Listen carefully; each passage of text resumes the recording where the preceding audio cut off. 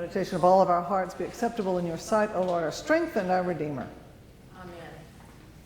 So today's gospel lesson ends with a note that is frightening. So will happen to you if you do not forgive as God has forgiven you. And who can do that? Seriously, who can do that? But that's what Jesus is calling us to. He's calling us to a world that is different from the world outside. That inside the world of believers should be a community of people who forgive so frequently that they forget to count. They couldn't tell you how many times they had forgiven because it is their nature to be forgiving. And in that forgivingness, they reflect God's love for us. It's nice to imagine, it's hard to do, and yet the more you practice it, the more it can become a second nature.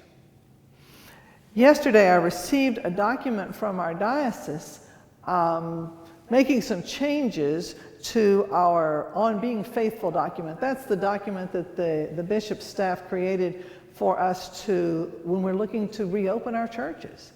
And the document didn't say a lot that was new. We are still looking for a 14-day decline in the number of new cases and a positivity rate 10 days in a row under 5%. We're not there yet, but as soon as we are, we will let you know because we are longing to be together again. The only thing the document really changed was that we no longer have to take people's temperatures. So I'm looking forward to not have to train a whole bunch of ushers to become med techs. So that'll be good. But the majority of the document, the longest piece, was actually about how we're getting along during this period of separation. The longest piece was about us remembering who we are as a church, even when we're not together, of being forgiving of one another, of being accepting of one another, of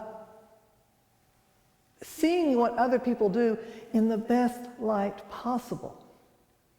Our bishop preaches and talks all the time. He says, if the people inside the church treat each other just like people outside the church treat each other, there's no purpose in being here.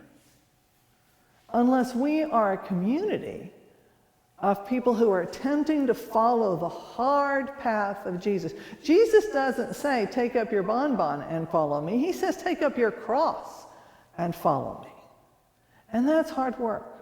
And it doesn't mean that we're going to be executed by Romans, but can you imagine what it would be like if you forgave everyone that you might be irritated with right now?